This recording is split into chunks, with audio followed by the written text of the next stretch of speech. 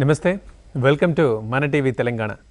గురుకుల విద్యా సంస్థల్లో ఉద్యోగాల కోసం ప్రిపేర్ అవుతున్న అభ్యర్థులకై మన టీవీ తెలంగాణ ప్రతిరోజు నిర్వహిస్తున్న స్పెషల్ ప్రోగ్రామ్కి స్వాగతం. ఇవాళ మన subject moral values in education. అందులో పర్టికులర్గా మన టాపిక్ ఇవాళ మోరల్ వాల్యూస్ పొజిషన్ పేపర్, అలాగే థియరీస్ ఆఫ్ వాల్యూస్. దీనికి సంబంధించి మనకు ఎక్స్ప్లెయిన్ చేయడానికి, సలహాలు సూచనలు అందించడానికి సబ్జెక్ట్ ఎక్స్పర్ట్ మనతో పాటు ఉన్నారు. Doctor TVS Ramesh garu, MSc, MPhil, PhD, MEd, coordinator SCERT, text books development department coordinator, అలాగే trainings to teacher and teacher educators. Doctor TVS Ramesh garu మనతో పాటు ఉన్నారు. ఇక మీకు దీనికి సంబంధించి డౌట్స్ ఉన్న వాళ్ళు స్క్రీన్ మీద కనిపిస్తున్న నంబర్లకు ఫోన్ చేసి ప్రోగ్రామ్ చివర్లో మీ డౌట్స్ సార్ని అడిగి డైరెక్ట్గా క్లారిఫై చేసుకోవచ్చు. ఇక మనం ప్రోగ్రాంలోకి వెళ్దాం. సార్ నమస్తే అండి. నమస్తే.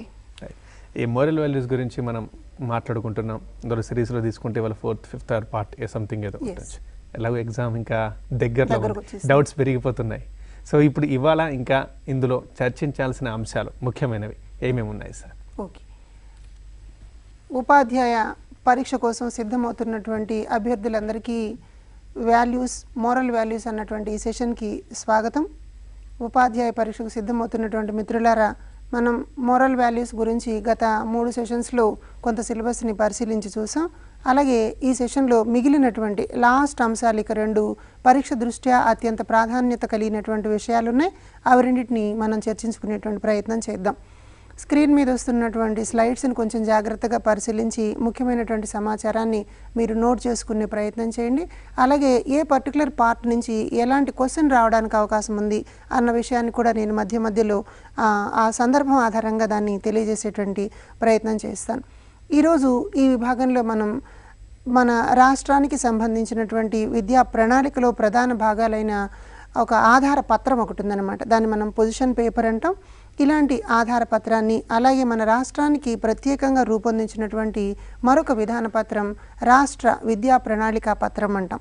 ఈ స్టేట్ కరికులం ఫ్రేమ్వర్క్ అన్నటువంటిది, అలాగే పొజిషన్ పేపర్స్ అన్నటువంటి ఈ రెండిట్లో కూడా మోరల్ వాల్యూస్ ఇన్ ఎడ్యుకేషన్ అన్న దానిలో ఎథిక్స్ అండ్ వాల్యూస్ అన్నటువంటి అంశానికి సంబంధించి రేపు పరీక్షలో ప్రశ్నలు రావడానికి అవకాశం ఉంది. అయితే ఈ సమాచారం వెబ్సైట్లో అందుబాటులో ఉంటుంది. ఎక్కువ మంది అభ్యర్థులు దీన్ని ఈపాటికే పరిశీలించి ఉంటారు. అయితే పరీక్ష దృష్ట్యా ఎలా దీన్ని ప్రిపేర్ అవ్వాలన్నటువంటి విషయాన్ని ఇప్పుడు మనం తెలుసుకునేటువంటి ప్రయత్నం చేద్దాం. కొంత రిపిటీషన్ కూడా ఇక్కడ ఉండొచ్చు, ఎందుకంటే పొజిషన్ పేపర్లో ఇది ఒక సాధికార పత్రం కాబట్టి సాధికార పత్రంలో విలువల విద్య అన్నటువంటి అంశాన్ని జాతీయ విద్యా ప్రణాళికలో ఉన్నటువంటి పీస్ ఎడ్యుకేషన్ నుంచి ఎలా తీసుకున్నారు, అది పొజిషన్ పేపర్లో ఎలా పొందుపరిచారు, అలాగే రాష్ట్ర విద్యా పరిధి పత్రం అనేటువంటి దానిలో కూడా ఎలా దీన్ని పొందుపరిచారని దాన్ని మనం పరిశీలిద్దాం. ముందుగా మనం గమనించినట్లయితే ఈ ఆధార పత్రంలో మనకి అసలు ఈ విలువల విద్య లేదా ఎథిక్స్ అండ్ మోరల్ వాల్యూస్ ఎందుకు అన్నటువంటి ప్రశ్నతో ఇది ప్రారంభమవుతుంది. అంటే మనం దీన్ని గమనించి చూసినప్పుడు why do we need ethics అన్న చూసినప్పుడు we can't imagine you society without human beings. It is natural for all humans to form into families and for them to turn into societies. అంటే ఇక్కడ మనం సమాజంలో ఏర్పడినటువంటి విధానాన్ని చూసినప్పుడు ఒక కుటుంబ వ్యవస్థ ఎలా ఉంది, మనుషులు ఎలా ఉన్నారు, మనుషులు కుటుంబ వ్యవస్థలోకి ఎలా మారారన్నటువంటి అంశాన్ని ప్రధానమైనటువంటి అంశంగా ముందు మనకి చర్చించారు.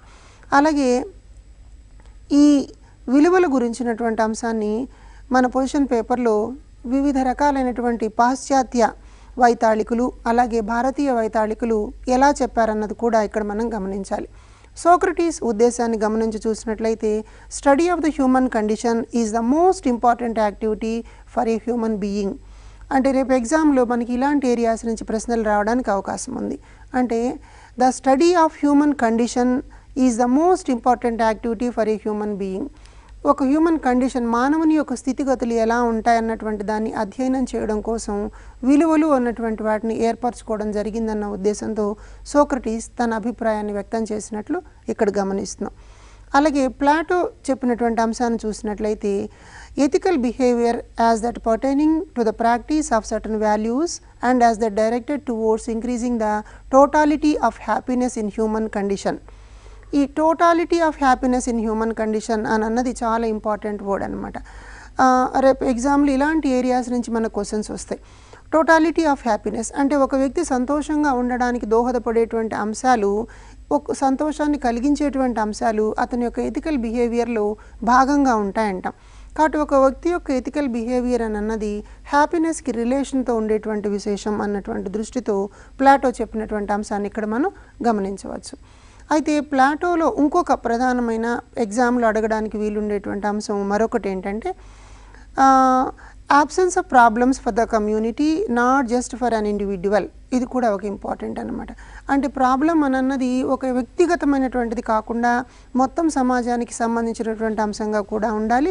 అలా ఉంటున్నప్పుడు model conduct is behaviour which is in interest of the society and in accordance with these values which minimise problems for the society such as justice, courage, reverence and temperance or surrenderness of mind.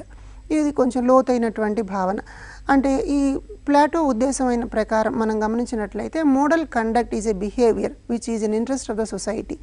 అంటే సమాజం కొన్ని మాటలు అనుకుంటుంది, ఇదిగో ఇలా ఉండాలి, ఇలా ఉండాలి, ఇలా ఉండాలని కొన్ని నిర్దేశాలు చేసుకుంటుంది. అక్కడ న్యాయం ఉండాలి, కొంత సాహసోపేతంగా ఉండాలి. ఇలాంటి అంశాలతో కూడినటువంటి విశేషాలన్నీ మనకి ఎథిక్స్లో ప్రధానమైన భాగంగా ఉండాలన్నది ప్లాటో చెప్పినటువంటి అభిప్రాయం. అలాగే ప్లాటోలో మరొక అంశాన్ని మనం చూసినట్టయితే విర్చువస్ as having unity in that there is in considerable overlap between the behaviors and attitudes implied by different virtues. ఇక్కడ సమ్ కైండ్ ఆఫ్ ఓవర్లాపింగ్ ఉంటుంది. అంటే ఒక రకమైనటువంటి లక్షణాన్ని మనం చెప్పినప్పుడు అది ఇంకొక రకమైనటువంటి లక్షణంతో కూడా కలిసిపోయినదిగా కనిపిస్తూ ఉంటుంది. కాబట్టి రేపు ఎగ్జామ్లో విలువల విద్య వేరు వేరు రకాల అంశాలతో కూడినది, ఒకదానితో ఒకటి ఆధారపడినది, ఒకదాని మీద ఒకటి ఓవర్లాప్ చెందినటువంటివి అన్నటువంటి అంశాలు. కాబట్టి virtuous conduct finds its roots in certain dispositions and attitudes of the mind. కాబట్టి ప్లాటో నుంచి మళ్ళా మరొక ప్రధానమైనటువంటి పదాన్ని మనం ఏం గమనించవచ్చు, it is related to some dispositions and attitudes of the mind. మనకు కొన్ని రకాలైనటువంటి ప్రవృత్తులు ఉంటాయి, అలాగే కొన్ని రకాలైనటువంటి అభిరుచులు ఉంటాయి, కొన్ని రకాల అభిప్రాయాలు ఉంటాయి. వ్యక్తి యొక్క మనసులో ఇలాంటి అభిరుచులు, అభిప్రాయాలు ఎలా నిద్రాణమై ఉంటాయి, వాటిని యాక్టివిటీ రూపంలో ఎలా బయటకు వస్తాయన్నటువంటి విషయం ఆధారంగా కూడా మనం ఎథిక్స్ అన్నటువంటి వాటిని మనం గుర్తించవచ్చు అని అన్నది ప్లాటో యొక్క అభిప్రాయం. కాబట్టి మొత్తంగా ఇప్పుడు సోక్రటీస్ చెప్పినటువంటి భావాన్ని, ప్లాటో చెప్పినటువంటి భావాన్ని మనం పరిశీలించి చూసినట్లయితే సమాజంలో సమాజ నిర్మాణానికి దోహదపడేటువంటి ఏ స్థితిగతులు అయితే ఉంటాయో వాటిల్ని మనం విలువల రూపంలో, ఎథిక్స్ రూపంలో చెప్పుకుంటాం అన్నటువంటిది సోక్రటీస్ అభిప్రాయం అయితే, మానసికంగా ఉండేటువంటి అంశాలు, అలాగే కొన్ని రకాలైనటువంటి అభిరుచులతో కూడినటువంటివి, ఇవి సమాజ సంక్షేమం కోసం పనికొచ్చేటువంటివి, సాహసోపేతంగా మనిషి నడవడికకు తోడ్పడేటువంటి అంశాలని మనం ఎథిక్స్లో భాగంగా చూడాలి అన్నది ప్లాటో యొక్క అభిప్రాయం. ఇలా పాశ్చాత్య తత్వవేత్తలు ఎథిక్స్ అన్నటువంటి అంశాన్ని చెప్పినట్లుగానే మనం కూడా భారతీయ తత్వవేత్తల్లో ప్రధానంగా రేపొద్దున సిలబస్లో గమనించాల్సిన అంశాల్లో ముఖ్యమైనటువంటిది మహాత్మా గాంధీ ఎథిక్స్ గురించి ఏం చెప్పారన్నటువంటి విషయం. మహాత్మా గాంధీ చెప్పినటువంటి అంశాన్ని మనం గమనించినట్లయితే ఈ నెసెసిటీ ఆఫ్ ఎథిక్స్ అంటే సమాజానికి ఎథిక్స్ చాలా అవసరం అని చెప్పి చెప్తాం. ఎందుకు అలా అంటున్నాం అంటే ethics refers not merely to conformity with values of the society because of fear of retribution but behaviour in accordance with the social values because of having internalised them and having accepted them as once own. ఈ ముఖ్యంలో మనం గమనించాల్సింది ఏంటి అని అంటే values of the society because of fear of retribution. అంటే ఎవరైనా దండిస్తారని కానీ, ఎవరైనా ఏమైనా అంటారని కానీ ఒక భయానికి లోబడి వ్యక్తి యొక్క ప్రవర్తన నిర్మాణం అవుతుంది అని అంటాడు. అంటే ఎథిక్స్ అని అన్నవి సమాజం యొక్క దిశానిర్దేశం చేసేటువంటి అంశాలు. కాబట్టి ఇక్కడ కొంత భయంతో, భక్తితో కూడినటువంటి అంశాలు కూడా ఉంటాయి. అందువల్ల అక్కడ విలువలను పెంపొందింపబడతాయన్నది ఒక ప్రధానమైనటువంటి భావన. ఇవి ఎలా ఉంటాయంటే because of having internalised them and having accepted them as once mind. ఇవి ఇంటర్నలైజ్ అయిపోయి ఉంటాయి, అంటే అంతర్గతంగా కనిపిస్తాయి. ఈ వ్యక్తిలో ఈ రకపు ప్రవర్తన ఉన్నది అన్నటువంటి సందర్భం ఆ సందర్భంలో వ్యక్తి పాల్గొన్నప్పుడు మాత్రమే తెలుస్తుంది అనమాట. If we are going to create any kind of situation at that particular situation human behaviour elicits, అక్కడి నుంచి మాత్రమే హ్యూమన్ బిహేవియర్ బయటకు వస్తున్నట్లుగా మనం గమనిస్తాం. కాబట్టి ఈ అంశాన్ని మనం గమనించి చూసినట్లయితే ఎథిక్స్కి సంబంధించి, మోరల్స్కి సంబంధించినటువంటి రిలేషన్ని కూడా తెలుసుకోవాల్సినటువంటి అవసరం ఉంది. అంటే ఇప్పుడు మనకు ఒక చిన్న అభిప్రాయం ఉంటుంది, ఏవి ఎథిక్స్ అనాలి, ఏవి మోరల్స్ అనాలి అన్నటువంటిది. ఇక్కడ మీరు గమనించినట్లయితే ethics is a branch of philosophy which deals with matters of morality including approving and recommending certain actions and disapproving condemning others. ఒక ఎథిక్స్కి సంబంధించి అంటే ఇది is a branch of philosophy అంటున్నాం, ఒక వేదాంతంలో తార్కికంలో ఉండేటువంటి ఒక భాగం. ఇది ఏం చేస్తుంది, మొరాలిటీ గురించి మాట్లాడుతుంది. అలాగే అప్రూవ్ డిసప్రూవ్, అంగీకరించడం వ్యతిరేకించడం అన్నటువంటి వాటిని ఏది కండెమ్ చేయాలి, ఏది ఖండించాల్సినటువంటి అంశం ఉంది, దేన్ని అంగీకరించాల్సిన అంశం ఉంది, ఏది డిసప్రూవ్ చేయాల్సినటువంటి అవసరం ఉంది అన్నటువంటి విచక్షణ జ్ఞానాన్ని తెలియజేసేదిగా ఎథిక్స్ ఉంటుంది అని అంటారు. అంటే ఎథిక్స్ అన్నది ఒక ఫిలసాఫికల్ ఏరియా అయినప్పుడు దానిని హ్యాబిచువల్ యాక్షన్లోకి తీసుకుని వచ్చి చూపిస్తే అప్పుడు అది మోరల్గా అవుతుందన్నమాట. అంటే పాటించేటువంటి క్రమంలో ఏది వ్యక్తం అవుతుందో అది మోరల్, దాని యొక్క సిద్ధాంతమైనటువంటి రూపాన్ని ఎథిక్స్ అని మనం చెప్పచ్చు. కాబట్టి ఒక డివైడింగ్ లైన్ ఇక్కడ మనం చూసినట్లయితే ఒక థియరిటికల్ పార్ట్ అన్నటువంటిది, సిద్ధాంతపరమైనటువంటిది, థియరిటికల్ ఏరియా అన్నటువంటిది ఎథిక్స్ లాగా కనిపిస్తే దాని యొక్క ప్రాక్టికల్ అప్రోచ్ అన్నది మోరల్గా మనకు కనిపిస్తుంది. అంటే ఒక వ్యక్తిలో ఇలా ఉండాలి ఇలా ఉండాలన్నటువంటి నిర్దేశాలు ఎథిక్స్ ద్వారా నిర్దేశించబడితే ఆ వ్యక్తి ప్రవర్తన ద్వారా అవి ప్రస్ఫుటమవుతూ ఉన్న సందర్భాలని మనం మోరల్స్గా భావిస్తాం. అంటే ఒకటేమో థియరీ పార్ట్, రెండవది దానికి సంబంధించినటువంటి ప్రాక్టికల్ పార్ట్గా మనం అనుకోవాలి.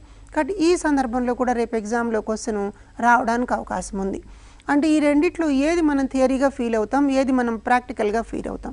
కాబట్టి క్లాస్ రూమ్ టీచింగ్లో కూడా ఎథిక్స్ని థియరిటికల్ పార్ట్లో చెప్తున్నప్పుడు మోరల్ వాల్యూస్ని ఇంకల్కేట్ చేయాలి అని అన్నప్పుడు ప్రాక్టికల్ ఓరియంటేషన్ అన్నది చాలా అవసరం అవుతుంది. ఎందుకు, the nature of these particular 2 words is like this. The nature of ethics is some sort of theoretical issue and the nature of moral అన్న వర్డ్ ఎలా కనిపిస్తుంది, ప్రాక్టికల్గా ఉంటుంది.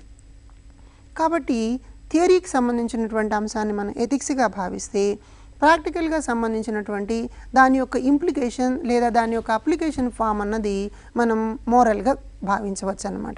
అలాగే మరొక అంశాన్ని మనం గమనించినట్టయితే ethics deals with actions as well as reasons for approving or disapproving anything. ఇందాక చెప్పినట్లుగానే అప్రూవింగ్ అండ్ డిసప్రూవింగ్ అంటున్నాం. Therefore, ethics is concerned with the ideal behavior of whole groups of people and basic frameworks that guide commonly accepted principles or codes of conduct of the society. ఇది కూడా చాలా కీలకమైనటువంటి definition ఎథిక్స్కి సంబంధించి. అంటే ఇక్కడ మనం ఏమంటున్నాం, ideal behaviour of whole groups of people, this is not the individual one. ఒకవేళ ఇండివిడ్యువల్గా ఉన్నప్పటికీ కూడా ఒక ఐడియల్ కంటెక్స్ట్లో దీన్ని చూస్తాం, ఒక ఉదాత్తమైనటువంటి స్థితిలో చూస్తాం అన్నమాట. మొత్తం హోల్ గ్రూప్కి సంబంధించి, ఒక సమూహానికి సంబంధించి కొన్ని ఎథిక్స్ ఉంటాయి, ఒక సమాజానికి సంబంధించి కొన్ని ఎథిక్స్ ఉంటాయి. అంచేత దీన్ని మనం ఏమనాలి, ఒక ఐడియల్ బిహేవియర్, ఆదర్శమైనటువంటి ఒక ప్రవర్తనని తెలియజేసేటువంటి అంశంగా మాట్లాడతాం. ఇది కోడ్ ఆఫ్ కండక్ట్, సొసైటీకి కొన్ని నియమాలను కూడా నిర్దేశిస్తుంది. ఇది చాలా ఇంపార్టెంట్ వర్డ్. ఏది కోడ్ ఆఫ్ కండక్ట్ని నిర్దేశించేది, సొసైటీకి కోడ్ ఆఫ్ కండక్ట్ నిర్దేశించేటువంటి అంశం ఏమిటి అని అన్నప్పుడు ఎథిక్స్ అని మనం చెప్పాల్సి వస్తుంది. సమాజం ఇలా నడవాలి అన్నటువంటి దిశానిర్దేశం చేసేది ఎథిక్స్ అన్నమాట. కాబట్టి ఇక్కడ మనం ఎగ్జామ్ దృష్టిలో ఈ వాక్యాన్ని ఒకసారి గుర్తుపెట్టుకోండి. ఇది ఎలా ఉంటుంది అంటే, ideal behaviour of whole groups of people అన్నది ఒక క్యారెక్టరిస్టిక్ ఫీచర్ అయితే, commonly accepted principles or codes of conduct in the society. కాబట్టి కోడ్ ఆఫ్ కండక్ట్ని కామన్లీ యాక్సెప్టెడ్ ప్రిన్సిపల్స్ రూపంలో ఎథిక్స్ ఉంటాయన్నటువంటి అభిప్రాయాన్ని మనం గమనించాల్సిన అవసరం ఉందన్నమాట. అలాగే మరొక అంశాన్ని ఇక్కడ చూడండి. The term morals often taken to be synonymous with the term ethics refer to the accepted principles, rules, codes of conduct of an individual or group. అంటే ఒక చిన్న కన్ఫ్యూజన్ కూడా ఇక్కడ ఉంటుంది. ఇవి రెండు కూడా సినానిమస్గానే కనిపిస్తూ ఉంటాయి. అయినప్పటికీ ఒక బ్రాడర్ డివిజన్ని మనం చూసినప్పుడైతే ఎథిక్స్ అన్నది థియరిటికల్ పార్ట్గా ఉంటే దాని యొక్క అప్లికేషన్ లాగా మోరల్ కనిపిస్తుంది అన్నది మనం అర్థం చేసుకోవాల్సినటువంటి అంశం అన్నమాట. అలాగే ఈ డిఫరెన్స్ని మనం గమనించి ఇంకొక రకమైన ముఖ్యమైన అంశాన్ని చూసినట్లయితే, morals refer to individual principles while ethics refer to general frameworks. ఇది చాలా కీలకం. ఎగ్జామ్ దృష్ట్యా క్వశ్చన్ అడగడానికి చాలా ముఖ్యమైనటువంటి ప్రదేశం ఇది. Morals refers to individual principles, ఒక్కొక్క అంశానికి, ఒక్కొక్క వ్యక్తికి, ఒక్కొక్క సందర్భానికి సంబంధించిన నియమాలను తెలియజేసే మోరల్స్ అయితే, ethics refer to general framework, ఒక మొత్తం సామూహికంగా ఉండేటువంటి అంశాన్ని జనరల్ సెన్స్లో చెప్పడానికి పనికొస్తాయి. ఉదాహరణకి మనం ఇలా గమనించినట్లయితే, వేళకు బడికి రావడం సమయ పాలన చేయడం, 1వ గంట కొట్టగానే ప్రార్థనా సమావేశానికి హాజరు కావడం. ఈ 3 అంశాలలో ఏది మోరల్, ఏది ఎథిక్స్? సమయ పాలన పాటించడం, వేళకు బడికి రావడం, 1వ గంట కొట్టగానే ప్రార్థనా సమావేశానికి హాజరు కావడం. సమయ పాలన పాటించడం అన్నది ఒక జనరల్ ఫ్రేమ్వర్క్. ఎక్కడికైనా సరే, ఏ సందర్భంలోనైనా సరే అది ఆచరణయోగ్యమైనటువంటి అంశం. అంచేత ఇది ఏమవుతుంది, ఎథిక్స్ని తెలియజేస్తుంది. ఒక ఇండివిడ్యువల్ ప్రిన్సిపుల్ని సూచిస్తున్నాం. 1 గంట కొట్టగానే ప్రార్థనా సమావేశానికి హాజరు కావడం అంటే ఒక స్పష్టంగా ఒక నిర్దిష్ట ప్రదేశంలో చేయాల్సినటువంటి పనిని చెప్తున్నాం. అంచేత దాన్ని మనం మోరల్ అని చెప్పడానికి అవకాశం ఉంటుంది. పరీక్ష దృష్ట్యా అప్లికేషన్ టైప్ ఆఫ్ క్వశ్చన్స్ ఇలాంటి ఏరియాస్లో నుంచి వచ్చినప్పుడు చాలా జాగ్రత్త పడాలి. అందుకని ఈ వాక్యాలను మీ ముందుంచే ప్రయత్నం చేస్తున్నాం. Refers to the general framework అన్నది ఎథిక్స్ అయితే, ఇండివిడ్యువల్ ప్రిన్సిపల్స్ని తెలియజేసేటువంటిది మోరల్ అవుతుంది. అలాగే ఒక కామన్ ప్లాట్ఫామ్ మీద ఉన్నటువంటి భావన సిద్ధాంతపరమైనది ఎథిక్ అయితే, దాని యొక్క అప్లికేషన్ రూపంలో ఉన్నటువంటిది మోరల్ అని చెప్పి మనం అనుకున్నాం. అలాగే ethics represents the whole reasoning behind the society and way of function. సమాజం ఎలా పనిచేస్తున్నటువంటి అంశాన్ని కూడా ఇది తెలియజేస్తుంది. అలాగే ఆపరేషన్ ఆఫ్ ఎథిక్స్ అంటాం. అలా ఇవి ఎలా పనిచేస్తాయన్న దగ్గర మనం చూసినట్లయితే సమాజం ద్వారా ఎథిక్స్ వస్తాయి, అలాగే కుటుంబాల ద్వారా నేర్చుకోవడానికి వీలవుతుంది, అలాగే లైఫ్ సిచ్యువేషన్స్ అంటాం బై పార్టిసిపేటింగ్ ఇన్ దమ్. అక్కడ మీరు గమనించినట్లయితే ఒకసారి స్క్రీన్ మీద చూడండి. Everybody in society observes values or morals from their families or society through observation of life situations by participating in them. ఇది మనం గతం సెషన్స్లో కూడా మళ్ళీ ఇదే మాట మాట్లాడుకున్నాం. విలువలు అనేవి ఎలా వస్తాయి అని మనం గమనించినప్పుడు ఇవి నేర్పితే వచ్చేవి కాదు, సన్నివేశాలలో పాల్గొని చేయడం ద్వారా మాత్రమే వస్తాయన్నాం. అంటే ఇవి టీచ్ ద్వారా రావు, పొందడం ద్వారా వస్తాయి. అంటే బోధించడం ద్వారా రావు, పొందడం ద్వారా వస్తాయన్నటువంటి అంశం పొజిషన్ పేపర్లో కూడా మనకి చాలా స్పష్టంగా తెలియజేశారు. అందుకనే నెక్స్ట్ లైన్ చూడండి. But to put them in to practice is a personal factor which may change according to the context. ఒక సన్నివేశంలో పాల్గొని చేయడం ద్వారా వ్యక్తిలో ఉండేటువంటి మార్పులు జరుగుతాయి. తద్వారా అతను కొన్ని నియమాలను పాటించడానికి ప్రయత్నం చేస్తాడు. పాఠశాల సమావేశంలాగే మనకి పాఠశాలలో ఆట స్థలంలో పీఈటీ ఫిజికల్ ఎడ్యుకేషన్లో మన రకరకాలైనటువంటి యాక్టివిటీస్ నేర్పిస్తారు. ఆ సన్నివేశంలో పాల్గొని చేయడం ద్వారా పిల్లలు టైం సెన్స్ అనేది వస్తుంది, లీడర్షిప్ క్వాలిటీస్ అన్న వస్తాయి. ఇవన్నీ వాల్యూస్ రూపంలో మనకి వ్యక్తమవుతూ కనిపిస్తాయి. అలాగే ఇంకొక మనం ఎనీ సిచ్యువేషన్లో ఉన్న any individual behaves accordance with their previous personal experiences. గతంలో ఉన్నటువంటి అనుభవాల ద్వారా కూడా మనం వ్యక్తిలో కొన్ని విలువలు పెంపొందడానికి అవకాశాలు ఉంటాయని చెప్పి చెప్తారు. అంటే కుటుంబపరమైనటువంటి అంశాలు కూడా ఇక్కడ కనిపిస్తాయి. This behaviour should be considered as matters of ethics. అలా మొత్తం సొసైటీ అంతటికీ కూడా కొన్ని నియమాలను కానీ నిర్ధారించబడినట్లయితే వాటిని ఎథిక్స్ అంటాం. కాబట్టి ఆపరేషనల్ ఫ్యాక్టర్ని మనం గమనించినప్పుడు యూనివర్సల్ వాల్యూస్గా ఉన్నప్పటికీ కూడా putting them into practice should be consider a matter of sagacity and wisdom and ఈ సబ్జెక్టెడ్ టు పర్సనల్ డిస్క్రిషన్. ఈ పర్సనల్ డిస్క్రిషన్ అన్నది వ్యక్తికి ఒక విచక్షణా జ్ఞానాన్ని కలిగిస్తుంది అని అంటారు. విచక్షణా జ్ఞానాన్ని కలిగించడంలో ఎథిక్స్ ప్రధానమైనటువంటి పాత్ర వహిస్తాయి అన్నది ఇక్కడ మనం గమనించాల్సినటువంటి అంశం. అయితే ఇలాంటి ఎథిక్స్ ఎలా డెవలప్ అవుతాయన్న దాన్ని కూడా మనం చూద్దాం. ఎగ్జామ్ దృష్ట్యా ఎథికల్ డెవలప్మెంట్ అన్నది చాలా ఇంపార్టెంట్. ఇందాక వచ్చినట్లుగానే ఇక్కడ కూడా మనకు కొన్ని ముఖ్యమైనటువంటి అంశాలు వస్తాయి. As a result of their family background, influence of their peer group and the influence of the society in which they live. ఇక్కడి నుంచి ఎగ్జామ్లో క్వశ్చన్స్ అడగడానికి అవకాశం ఉంది. ఒక విద్యార్థి తమ కుటుంబ నేపథ్యం నుంచి పొందినటువంటి విలువలు మీద మనకి పరీక్షలో ప్రశ్న రావడానికి ఈ అంశాల ఆధారంగా రావచ్చు. అలాగే influence of their peer group. తమ తోటి పిల్లలు రోజు వ్యాయామం చేస్తూ ఉన్నారు. దాని ఆధారంగా ఒక విద్యార్థి వ్యాయామం చేయాలని నిర్ణయించుకున్నాడు. తన తోటి విద్యార్థి చక్కని గుడ్ హ్యాండ్ రైటింగ్, మంచి దస్తూరిని అలవాటు చేసుకున్నాడు. దాని ఆధారంగా ఒక వ్యక్తి తాను కూడా అలాంటి ప్రయత్నమే చేయాలనుకున్నాడు. ఇలాంటివి ఇన్ఫ్లుయెన్స్ ఆఫ్ పియర్ గ్రూప్ అన్నమాట. ఈ సమవయస్కుల సమూహం నుంచి కూడా అవి ప్రభావం చూపిస్తాయి. అలాగే ఇన్ఫ్లుయెన్స్ ఆఫ్ ద సొసైటీ, మనం ఉండేటువంటి సమాజం ఆధారంగా కూడా అలాంటివి వస్తాయి. ఉదాహరణకు ఒక ప్రశ్న, ఇది మనం ఉన్నటువంటి సందర్భం సమావేశంలో నుంచి కూడా మనకు కొన్ని లక్షణాలు. మనం ఒక ప్రార్థనా సమావేశానికి వెళ్ళాం అనుకోండి, చుట్టూ ఉండేటువంటి వాళ్ళందరూ నిశ్శబ్దాన్ని పాటించి లైన్లో నడుస్తూ ఉంటే ఆటోమేటిక్గా మనం కూడా లైన్లోనే నడుస్తాం. అంటే ఆ నిర్దిష్ట ప్రదేశంలో పాల్గొన్నప్పుడు అందరు ఎలాంటి ప్రవర్తనను చేస్తున్నారో అదే ప్రవర్తనని మనం కూడా అడాప్ట్ చేసుకోవడం.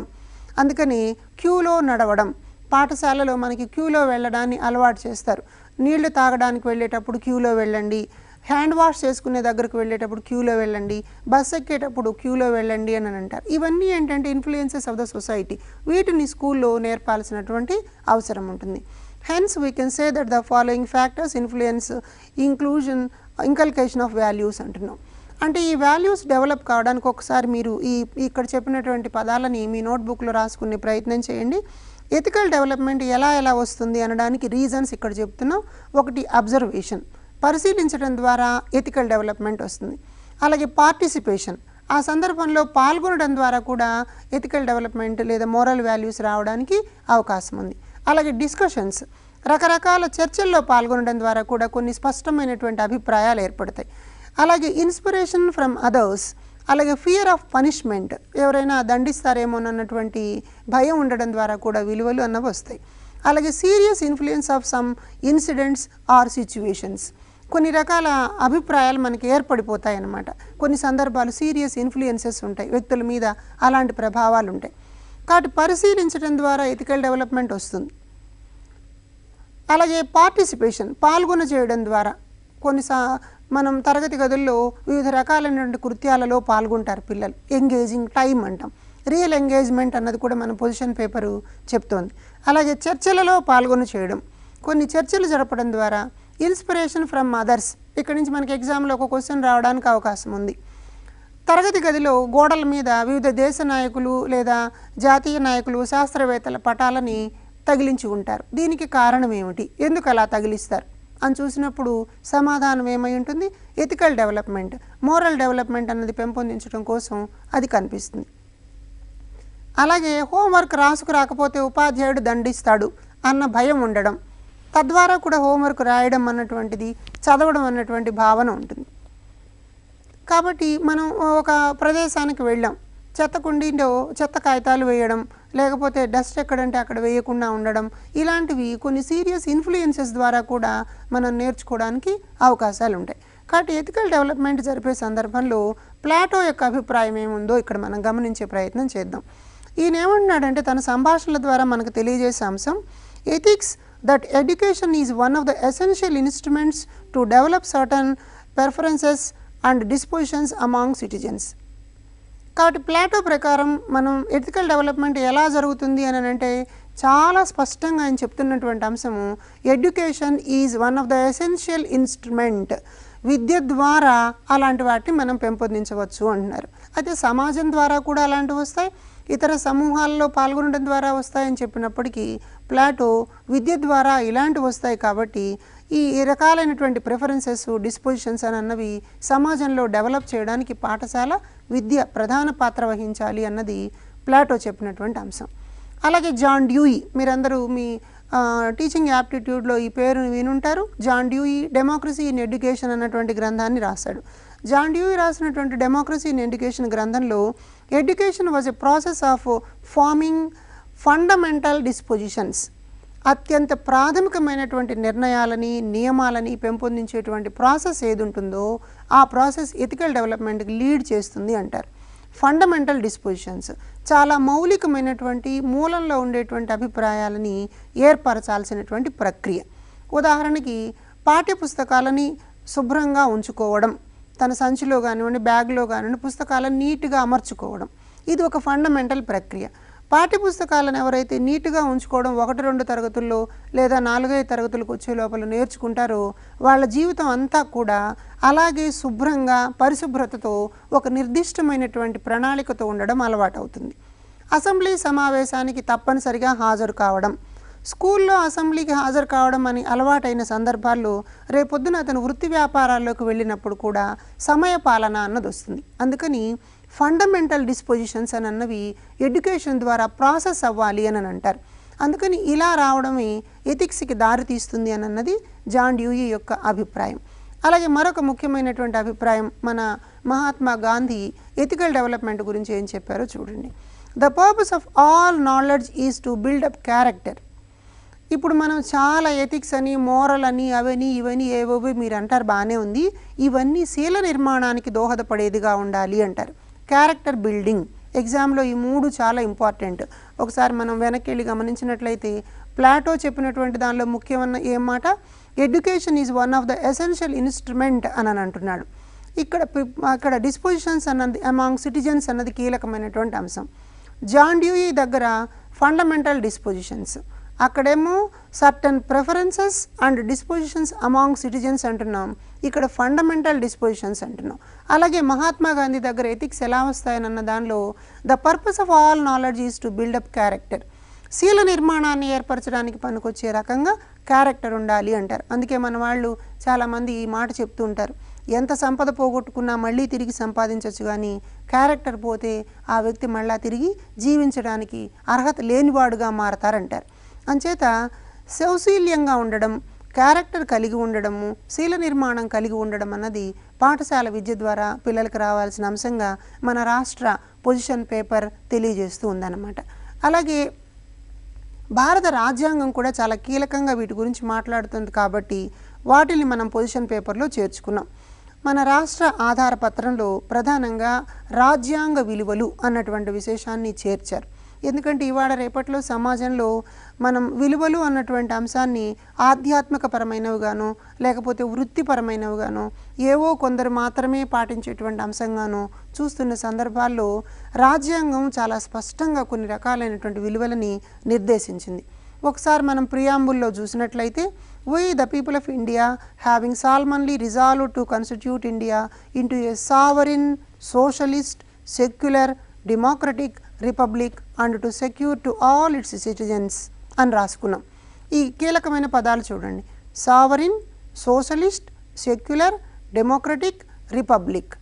ఈ 5 పదాలు మనకి కాన్స్టిట్యూషన్ ప్రసాదించినటువంటి వరాలు, భారత రాజ్యాంగం ప్రజలందరికీ ప్రసాదించినటువంటి విలువలు అన్నమాట. వీటి మీద ఎగ్జామ్లో క్వశ్చన్ రావడానికి అవకాశం ఉంది కాబట్టి ఈ 5 పదాలు క్షుణ్ణంగా ఉపాధ్యాయ పరీక్షకు సిద్ధమవుతున్నటువంటి వాళ్ళు తెలుసుకుని ఉండాలన్నమాట. Sovereign, socialist, secular, democratic and republic. Justice అంటే ఏమిటి అని అన్నదాన్ని కూడా ఇక్కడ మనం చూద్దాం. జస్టిస్ అన్న దాంట్లో ప్రధానంగా social justice, economic justice and political justice. Social justice అందరికీ సమానమైనటువంటి న్యాయం జరగడం, సౌకర్యాలందరికీ అందుబాటులో ఉండడం, అందరికీ ఆర్థికపరమైనటువంటి స్థితిగతుల్లో అంతరాలు లేకుండా ఉండడం, అందరూ పాలనాధికారాన్ని పంచుకోవడానికి అవకాశం కలిగి ఉండడం భారత రాజ్యాంగం ప్రజలకు ప్రసాదించినటువంటి అంశాలు. ఇక్కడ question social, economic, political justice, justice A రకాలుగా రాజ్యాంగం మనకు అందించింది అన్నప్పుడు సాంఘికపరమైనటువంటి న్యాయం కలిగేలాగా చూస్తుంది, అలాగే ఆర్థికపరమైనటువంటి న్యాయం కలిగేలాగా చూస్తుంది, రాజ్యాంగపరమైనటువంటి న్యాయం కలిగేలాగా చూస్తుంది అన్నమాట. అలాగే ఇంకొకటి లిబర్టీ. కాన్స్టిట్యూషన్ ఆఫ్ ఇండియా మనకి ఇచ్చినటువంటి వాటిలో లిబర్టీ, ఈ స్వేచ్ఛ అన్నది ఎలా కనిపిస్తుంది? Liberty of thought, Liberty of expression, belief, faith and worship. Liberty of thought, Liberty of expression. కాబట్టి దీని క్లాస్ రూమ్కి మనం అన్వయం చేసుకున్నట్లయితే పాఠశాలలో పిల్లలు స్వేచ్ఛగా మాట్లాడడానికి అవకాశం కల్పించాలి. స్వేచ్ఛగా మాట్లాడే సందర్భాలు రాజ్యాంగం కల్పించినటువంటి హక్కు. మనం సాంప్రదాయకంగా క్లాస్ రూముల్లో పిల్లలు రాగానే అందరూ నోటి మీద వేలేసుకోండి, నిశ్శబ్దాన్ని పాటించండి, నేను చెప్పిందే వినండి అన్నటువంటి సంప్రదాయ ధోరణి రాజ్యాంగబద్ధంగా సరైనది కాదు. ఇది లిబర్టీ ఆఫ్ థాట్, పిల్లలు తమ అభిప్రాయాలను తెలియజేయాలి. అందుకని మన రాష్ట్ర విద్యా ప్రణాళిక పరిధి పత్రం చాలా ప్రధానమైనటువంటి భావాలను చెప్పింది. తర్వాత స్లైడ్లలో వాటిని మనం గమనించే ప్రయత్నం చేద్దాం. ఎక్స్ప్రెషన్ చాలా కీలకం, నమ్మకం కలిగి ఉండడం కీలకం, అలాగే ఫెయిత్, విశ్వాసం కలిగి ఉండాలి, అలాగే వర్షిప్ కూడా అవకాశం ఉంది. ఎవరికి ఏది నచ్చితే దాన్ని పాటించేటువంటి అంశం ఇక్కడ ఉంటుంది. అలాగే సమానత్వం, equality of status and opportunity and to promote among them all. అందరికీ సమానమైనటువంటి అవకాశాలు ఉండాలి, స్టేటస్ సమానంగా ఉండేదాన్ని కృషి చేయాలన్నది ఇక్కడ మనకు కనిపిస్తుంది. అలాగే fraternity, assuring the dignity of the individual and the unity and integrity of the nation. అందరికీ సమానత్వం కలిగినటువంటిది ఉంటుంది. ఇక్కడ యునైటెడ్గా ఉండేటువంటి అభిప్రాయాన్ని మనం చేస్తాం. ప్రతి వ్యక్తికి కూడా ఒక ఇంటిగ్రేషన్ అన్నది ఇక్కడ నేషనల్ లెవెల్లో కనిపించేటువంటిది భారత రాజ్యాంగం కల్పించిన ఒక వాల్యూ లాగా మనం చూస్తాం. అయితే భారత రాజ్యాంగం ఇచ్చినటువంటి రాజ్యాంగబద్ధమైనటువంటి విలువలని మనం ప్రపంచవ్యాప్తంగా కూడా గమనించవచ్చు. మనకే కాకుండా హ్యూమన్ రైట్స్ అన్న రూపంలో, హ్యూమన్ రైట్స్ అండ్ ఎడ్యుకేషన్ అన్నటువంటి రూపంలో మనకి ఇవి ముందుకు వచ్చాయి. అంటే హ్యూమన్ రైట్స్కి సంబంధించి మానవ హక్కులు కూడా చాలా కీలకం. ఇప్పుడు రాజ్యాంగబద్ధంగా ఇందాక మనం సోషలిస్ట్ అన్నాం, సావరిన్ అన్నాం, ఈక్వాలిటీ అన్నాం, జస్టిస్ అని అన్నాం. ఇవి రాజ్యాంగం మనకి కల్పించినటువంటి హక్కులు అన్నాం. అయితే ఇవి మానవ హక్కులుగా ఎందుకు మార్చుకోవాల్సి వచ్చింది అంటే మానవ హక్కులకి రాజ్యాంగం కల్పించినటువంటి హక్కులకి ఏమైనా వ్యత్యాసం ఉందా అన్నదాన్ని కూడా ఇక్కడ మనం విలువల సందర్భంగా చూడాల్సిన అంశం ఉంది. భారత రాజ్యాంగంలో ఆర్టికల్ 51A తెలియజేసినట్లు ఫండమెంటల్ డ్యూటీస్ మనకున్నాయి. Reaffirms this the essence of our constitution is the celebration of and the need to respect our diversity and the upholding of the rights of the weaker sections. ఇది చాలా కీలకం. రాజ్యాంగబద్ధంగా విలువలను తరగతి గదిలో ప్రవేశపెట్టడం అంటే పిల్లలను మాట్లాడే వాళ్ళుగా మార్చడం, పిల్లలు స్వేచ్ఛగా తమ అభిప్రాయాలను వ్యక్తం చేయగలిగినటువంటి వాళ్ళుగా మార్చడం, అంతే తప్పక బానిస మనుషుల్ని తయారు చేయడం కాదు. మనం గతకాలపు సాంప్రదాయ విధానాలలో తరగతి గదుల్లో నుంచి కావలసిన వాళ్ళు కేవలం తలలు ఊపేటువంటి గుమాస్తాలు మాత్రమే. అంచేత అప్పటి సంప్రదాయ విధానంలో మెకాలే తరహా విద్యా బోధనలో పిల్లలు మాట్లాడడానికి అవకాశం లేనటువంటి సందర్భాలు ఉన్నాయి.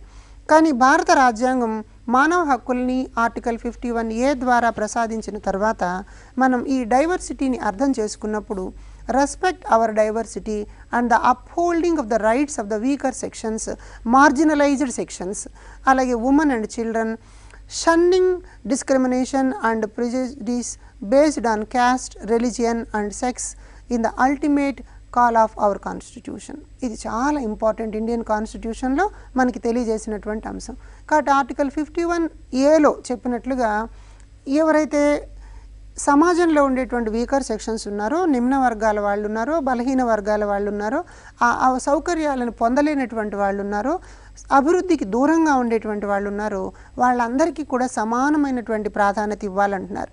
అంటే ఇక్కడ ఆర్థికపరమైనటువంటి అంశమే కాకుండా అలాగే మహిళలకు సమానమైనటువంటి స్థితిగతులు ఉండాలి, పిల్లలకు సమానమైనటువంటి హక్కులు ఉండాలన్నది హ్యూమన్ రైట్స్లో మనకి ముందుకొచ్చినటువంటి అంశం అన్నమాట.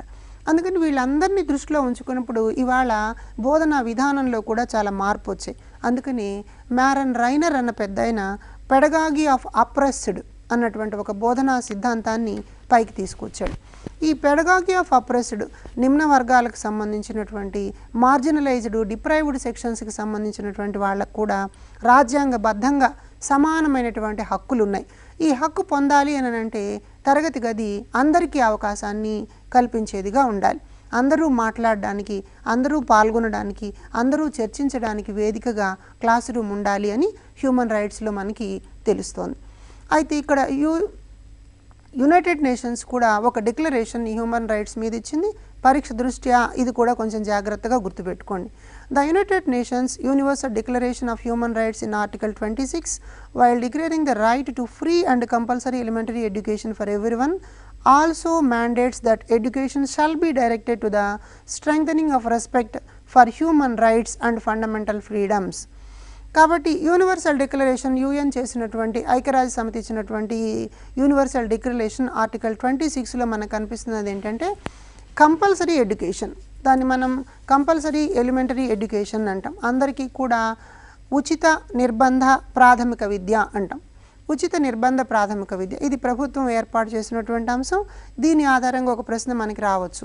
ఉచిత నిర్బంధ ప్రాథమిక విద్య అన్నటువంటి నియమాన్ని ఆధారంగా చేసుకుని ఇవాళ దేశంలో అమలులో ఉన్న చట్టం ఏమిటి అని అడిగినప్పుడు మన సమాధానం రైట్ టు ఎడ్యుకేషన్ యాక్ట్ అంటాం. 2009లో దేశవ్యాప్తంగా విద్యా హక్కు చట్టం అన్నదాన్ని ప్రభుత్వం ఏర్పాటు చేసింది. ఇందాక మనం మాట్లాడుకున్నటువంటి ఏవైతే రాజ్యాంగ విలువలు ఉన్నాయో జస్టిస్ అన్నాం, సమానమైనటువంటి న్యాయం ఉండాలి, అలాగే ఫ్రీడమ్ అన్నాం, సావరిన్ స్టేట్ అన్నాం, లౌకిక రాజ్యం అని చెప్పాం. ఇలాంటి రకాలైనటువంటి అంశాలన్నింటినీ కూడా ఇంక్లూడ్ చేసి మార్జినలైజ్డ్ సెక్షన్స్కి, వీకర్ సెక్షన్స్కి, అలాగే డిప్రైవ్డ్ సెక్షన్స్లో ఉన్న పిల్లలందరికీ కూడా సమానమైనటువంటి విద్యా అవకాశాలు రావాలి. కాబట్టి రాజ్యాంగబద్ధంగా మనం UN డిక్లరేషన్ ఆధారంగా ఆర్టికల్ 26 ఆధారంగా భారతదేశం తయారు చేసినటువంటి ప్రణాళిక పేరు విద్యా హక్కు చట్టం అంటాం. ఈ విద్యా హక్కు చట్టం రాష్ట్రంలో 2010లో ఉమ్మడి రాష్ట్రంగా ఉన్నప్పుడు ఏర్పడింది. అదే ఇప్పుడు కూడా రాష్ట్రంలో కొనసాగుతూ కనిపిస్తోంది. కాబట్టి UN డిక్లరేషన్లో ఫండమెంటల్ ఫ్రీడమ్ ఉండాలి అని చెప్తున్నారు. అలాగే మరొక ప్రధానమైనటువంటిది జూలై 2007లో India national human rights commission recommended that human rights education should be imparted from primary schools to the post graduate level. ఈ హ్యూమన్ రైట్స్ ఎలా ఉండాలి అని అంటే కేవలం ఏదో ప్రాథమిక విద్యలోనే మాత్రమే మానవ హక్కులు కాదు, ఇది ఉన్నత విద్య దాకా కూడా వ్యాపించే క్రమంలో ఉండాలి అని అన్నది అక్కడ నిర్దేశించినటువంటి అంశం అన్నమాట.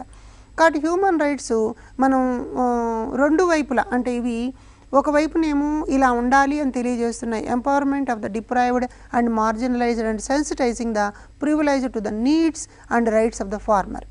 కాబట్టి వీళ్ళ హక్కుల గురించి మాట్లాడేది ఒకవైపు అయితే ఆ హక్కులను అమలు జరిగేలాగా చూడడానికి కూడా మనకి ఈ హ్యూమన్ రైట్స్ అన్నవి పనికొస్తాయన్నమాట. రాజ్యాంగబద్ధంగా చాలా ఉన్నప్పటికీ ఈ హ్యూమన్ రైట్స్ చాలా ప్రధానమైనటువంటి సూచన చేసినాయి. దాని ఆధారంగానే మనం ఈ కీలకమైనటువంటి అంశాన్ని చూస్తున్నాం. ఇక్కడ ఎగ్జామ్లో మరొక ప్రశ్న హ్యూమన్ రైట్స్ గురించి ఎవరేమన్నారన్నది. These minimal rights which every individual must have against the state or other public authority by virtue of his being a member of the human family irrespective of any other considerations. ఎలాంటి విచక్షణ లేకుండా కూడా అందరికీ అందాల్సినటువంటి మొత్తం హక్కులు minimal rights కంపల్సరీగా అందాల్సినటువంటి హక్కులు ఏముంటాయో అలాంటి వాటిని మనం హ్యూమన్ రైట్స్ అంటామని డిడి బాసు తెలియజేస్తున్నారు. అలాగే ఇంకొకటి గ్రివిత్ చెప్పినటువంటి అంశాన్ని మనం గమనించినట్లయితే rights which all persons equally have simply insofar as they are human. మనిషిగా పొందడానికి కావలసినటువంటి హక్కులు ఇవి తప్పనిసరిగా ఉండాలి, ప్రతి ఒక్కడికి అందాలి, ఇలాంటి వాటిని మీరు హ్యూమన్ రైట్స్ అండని గివ్రిత్ అని ఆయన చెప్తున్నాడు. అలాగే రాజ్యాంగంలో కూడా మనం రాసుకున్నాం. రాజ్యాంగంలో ఇక్కడ ఒక యాక్ట్ హ్యూమన్ రైట్స్ యాక్ట్ మనకి 1993లో వచ్చింది. పార్లమెంట్లో దాన్ని పెట్టుకున్నాం, హ్యూమన్ రైట్స్ చట్టము అని భారత రాజ్యాంగం ద్వారా ఏర్పాటైంది. ఇది సెక్షన్ 2Dలో మనకు కనిపిస్తుంది. 1993లో వచ్చినటువంటి హ్యూమన్ రైట్ యాక్ట్ ఇది ప్రధానమైనటువంటి అంశం. ఇది ఏం చేస్తుంది, individual guaranteed by the constitution embedded in the international covenants. అంటే ఇక్కడ మనకి భారత రాజ్యాంగం చాలా స్పష్టంగా సెక్షన్ Dలో మానవ హక్కుల గురించి తెలియజేసింది. పరీక్ష దృష్ట్యా ఇది కూడా గుర్తుపెట్టుకోవాల్సినటువంటి అంశం అన్నమాట. కాబట్టి ఈ ఫండమెంటల్ రైట్స్తో పాటు మనం హ్యూమన్ రైట్స్తో పాటు ఫండమెంటల్ రైట్స్ కూడా రాజ్యాంగంలో ఉన్నాయి. మీరు ఇతర పుస్తకాల్లో కూడా గమనించుంటారు. పరీక్ష సందర్భంలో వీటి మీద కూడా ప్రశ్న రావడానికి అవకాశం ఉంది. కాబట్టి ఏ ఆర్టికల్లో భారత రాజ్యాంగం ప్రకారం ఏ హక్కు మనకి సంప్రాప్తించిందన్న ఫండమెంటల్ రైట్స్ని కూడా ఒకసారి గమనించే ప్రయత్నం చేద్దాం.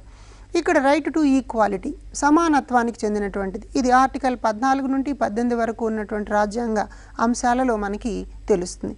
అలాగే రైట్ టు ఫ్రీడమ్ ఆర్టికల్ 19 నుండి 22 వరకు. అలాగే రైట్ అగెన్స్ట్ ఎక్స్ప్లాయిటేషన్ శ్రమ దోపిడీ నుంచి ఉండేటువంటి హక్కు ఆర్టికల్ 24లో మనకు కనిపిస్తుంది అన్నమాట.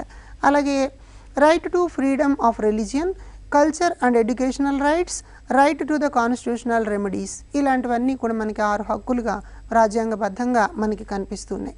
కాబట్టి ఈ హక్కులని దృష్టిలో ఉంచుకున్నప్పుడు ఎథిక్స్ కానివ్వండి, వాల్యూస్ కానివ్వండి, పొజిషన్ పేపర్లో ఇలా విస్తృతంగా మనకు ఒక చర్చ కనిపిస్తుంది. కాబట్టి పొజిషన్ పేపర్ ఏం చెప్తుందన్నది మనం సమగ్రంగా ఒకసారి గమనిస్తే కొన్ని వాల్యూస్ని పిల్లల్లో పెంపొందింపజేయాలి ఎడ్యుకేషన్ ద్వారా అని ఆ వాల్యూస్ని ఇక్కడ మనకు చెప్తున్నారు. Values related to responsibility. ఈ ఎల్లోలో ఉన్న టైటిల్ని కొంచెం జాగ్రత్తగా చూడండి.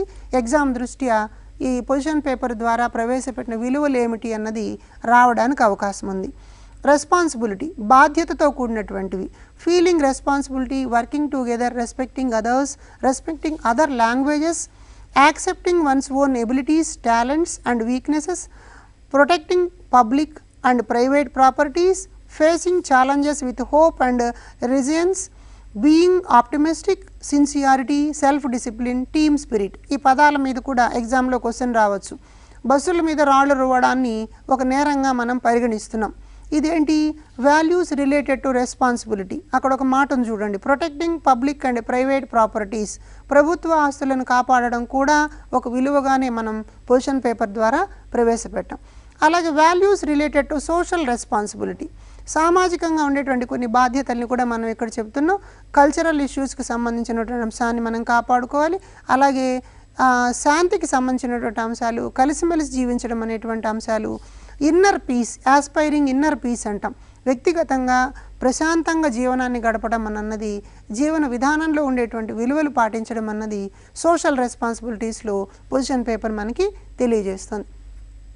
అలాగే వాల్యూస్ రిలేటెడ్ టు సోషల్ రెస్పాన్సిబిలిటీలో మరికొన్ని అంశాలు సెన్సిటివిటీ టువర్డ్స్ నేచర్. ఇది చాలా కీలకం. మనం దీని మీద ఒక విద్యా ప్రమాణాన్ని కూడా తయారు చేసాం. అంటే మీరు పిల్లలకి పరిసరాల విజ్ఞానం అన్నటువంటి పాఠ్యాంశం ఉంది. పరిసరాల విజ్ఞానం అన్న పాఠ్యాంశంలో ప్రకృతి వనరుల పట్ల ఒక కన్సర్న్ కలిగి ఉండడం, some kind of concern towards biodiversity, అలాగే వాల్యూస్ అని చెప్పాం. సెన్సిటివిటీ టువర్డ్స్ బయోడైవర్సిటీ అని అన్నాం. అలాంటి సెన్సిటివిటీ ఉండడం, నేచర్ పట్ల, నేచర్ ప్రిజర్వేషన్ పట్ల, కన్జర్వేషన్ ఆఫ్ నేచర్ పట్ల కొన్ని బాధ్యతల్ని తెలుసుకొని ఉండడం, ఆ విలువలని పాటించడం అన్నది కూడా మనం పొజిషన్ పేపర్లో ఒక రెస్పాన్సిబిలిటీగా పెట్టుకున్నాం. ఇది కూడా మనం విలువగానే భావిస్తున్నాం. అలాగే ఇంకా లవ్, కేర్ అండ్ కంపాషన్, ఇది కూడా విలువగానే చెప్తున్నాం. అందుకే మనం ఒక విద్యా ప్రమాణాన్ని పెట్టాం, ప్రశంస అన్నాం. అంటే హౌ టు అప్రిషియేట్, పిల్లలకి ప్రశంసించడం అన్నదాన్ని నేర్పాలి. అలాంటి సందర్భాల్లో ఆ విషయం మీద ఒక ప్రేమ వస్తుంది. ఇక్కడ ఒక తరగతి గది ఎగ్జాంపుల్ మీ ముందు ఉంచుతాను. గొంగళి పురుగులు ఉంటాయి, బొంత పురుగులు అంటాం. ఈ గొంగళి పురుగు ఒళ్ళంతా బొచ్చుగా ఉంటుంది. అది గుచ్చుకుంటే లేదా దాన్ని చూస్తే మనకి చాలా ఎలర్జీగా అనిపిస్తుంది. దానిలో నుంచే సీతాకోకచిలుక ఉద్భవిస్తుంది. కానీ ఆ పురుగుని పరిశీలింపజేసినప్పుడు, దాని చలనాన్ని గమనింపజేసినప్పుడు అది ఒక నిమిషానికి ఎంత దూరం ప్రయాణం చేస్తుంది, ఎలా కాకున్ని ఏర్పరచుకుంటుంది, దానిలో నుంచి ఎంత శ్రమపడి బయటకు వస్తుంది, ఇలాంటి దాని జీవిత చరిత్రని పరిశీలింపజేసినప్పుడు ఆటోమేటిక్గా దాని పట్ల ఒక ప్రేమ, కైండ్నెస్, కేరింగ్, షేరింగ్, ఎంపతి, ఇలాంటి రకాలైనటువంటి భావాలు పిల్లల్లో అలవడతాయి. అంచేత పరిశీలన ద్వారా పిల్లల్లో ప్రేమపూర్వకమైనటువంటి భావాన్ని చిన్ననాడేగా నాటినట్లయితే పెద్ద అయిన తర్వాత వాళ్ళు సమానత్వాన్ని పాటించడం, ఇతరులతో కూడా కలిసిమెలిసి ఉండడము, some kind of positive qualities అన్నో మనకి వస్తాయి. అందుకని జాయ్ ఆఫ్ గివింగ్ అన్నది, ఆల్ట్రూజన్ అని అన్నది, అలాగే ట్రస్ట్ అని అన్నది, లవ్ ఫర్ ఫ్యామిలీ, సొసైటీ కోసం, సమాజం కోసం ఒక మానవత్వం కలిగినటువంటి అంశంగా ఉండడం కోసం లవ్, కేర్ అండ్ కంపాషన్ అన్నటువంటి విలువను కూడా మనం పొజిషన్ పేపర్ ద్వారా ప్రవేశపెడుతున్నాం. అలాగే critical thinking and creative thinking values, most important point exam దృష్ట్యా ఇది. Critical thinking and creative thinking values. Critical thinking, class రూమ్లో ఇందాక మనం స్వేచ్ఛ అని అన్నాం. ఒక అంశాన్ని గురించి తన అభిప్రాయాన్ని స్పష్టంగా చెప్పడంతో పాటు దానిని నిశితంగా ఆలోచింపజేసేటువంటి ప్రయత్నం, నిశితంగా ఆలోచింపజేసేటువంటి ప్రయత్నం ద్వారా సరైనటువంటి నిర్ణయానికి రావడానికి అవకాశం ఉంటుంది. రకరకాలైనటువంటి అంశాలు మన జీవితంలో ఎదురవుతూ ఉంటాయి. ఉదాహరణకి మల్లన్న సాగర్ ప్రాజెక్టు. మల్లన్న సాగర్ ప్రాజెక్టు నిర్మించడం వలన లాభాలు ఏమిటి, నష్టాలు ఏమిటి, దీనిని చాలా క్రిటికల్గా థింక్ చేసినప్పుడు, ఆ విచక్షణ జ్ఞానంతో ఆలోచించి చూసినప్పుడు ఇది చాలా ఉపయోగకరమైనటువంటి అభిప్రాయాన్ని వ్యక్తం చేయవచ్చు. అలాగే దీనిలో కొన్ని లోపాలు ఉన్నాయి, ఇలా సరి చేసుకోవచ్చు అన్నటువంటి భావాన్ని చెప్పడానికి అవకాశం వస్తుంది. అంచేత ability to distinguish between fact, opinion and belief, to recognise bias and prejudice, ఏమాత్రం విచక్షణ లేకుండా స్పష్టంగా ఆలోచించడానికి పిల్లల్ని సంసిద్ధం చేయడంలో ఈ క్రిటికల్ థింకింగ్ అన్నది పనికొస్తుంది. అంచేత ఒక రీజన్ని కరెక్ట్గా చెప్పగలిగినటువంటి అంశం కూడా వస్తుందన్నమాట. కొన్ని రకాల అజంప్షన్స్ ఉన్నప్పటికీ ఆ అజంప్షన్స్ని ఆర్గ్యుమెంట్ ద్వారా, చర్చించడం ద్వారా ఇది నిజమైనది, ఇది కాదు అని చెప్పగలిగినటువంటి ప్రవర్తన వస్తుంది. అలాగే క్రియేటివ్ థింకింగ్ ఇవాళ చాలా ఇంపార్టెంట్. ఇది ఇవాళ ప్రభుత్వం చాలా పెద్ద ఎత్తున క్రియేటివ్ థింకింగ్ ఎబిలిటీకి చాలా రిసోర్సెస్ని పాఠశాలలకు అందజేస్తుంది. సమాజంలో కూడా క్రియేటివ్ థింకింగ్ ద్వారా చాలా రకాలైనటువంటి అంశాలు మన ముందుకు వస్తున్నాయి. మొబైల్ ఫోన్ దగ్గర నుంచి, ఎలక్ట్రానిక్ గాడ్జెట్స్ దగ్గర నుంచి, ఇవన్నీ క్రియేటివ్ థింకింగ్ని ప్రమోట్ చేసేటువంటి అంశాలు. నావెల్ సిచ్యువేషన్స్ ఉండాలి. అంటే తరగతి గదిలో ఒక నూతనమైనటువంటి సందర్భాలను ప్రవేశపెట్టినప్పుడు క్రియేటివ్ థింకింగ్ అన్నది వస్తుంది. అలాగే ప్రాబ్లమ్ సాల్వింగ్ ఎబిలిటీ కూడా వస్తుంది. మల్టిపుల్ పర్స్పెక్టివ్స్లో ఆలోచించటం, ఒక అంశాన్ని విభిన్న కోణాలలో పరిశీలించి సమస్య పరిష్కారం చెప్పడం. ఇక్కడ ఒక ప్రశ్న మిమ్మల్ని ఎగ్జామ్లో అడగడానికి అవకాశం ఉంది. తెలుగు పాఠ్యపుస్తకంలో ఓపెన్ ఎండెడ్ కథలు ఉంటాయి ఎందుకు? తెలుగు పాఠ్యపుస్తకంలో ముగింపు లేని కథలు ఉంటాయి. ఈ కథకు మీరు ముగింపునివ్వండి అని ఉంటుంది. ఎందుకు ఇలాంటివి ఉంటాయి? అది క్రియేటివ్ థింకింగ్ని పెంపొందించడానికి పనికొచ్చేటువంటి అంశం అన్నమాట. అలాగే రాజ్యాంగబద్ధంగా మనకి పొజిషన్ పేపర్లో మరొక అంశము రిఫ్లెక్షన్స్. ప్రతి వ్యక్తి కూడా తన అభిప్రాయాన్ని చెప్పాలి.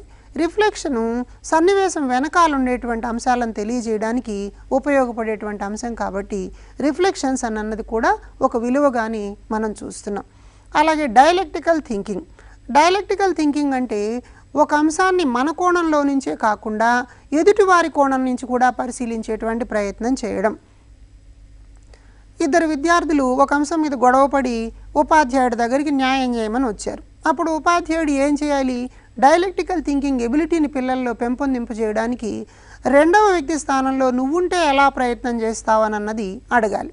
ఇక్కడ కూడా ఎగ్జామ్లో ఒక అప్లికేషన్ క్వశ్చన్ వస్తుంది.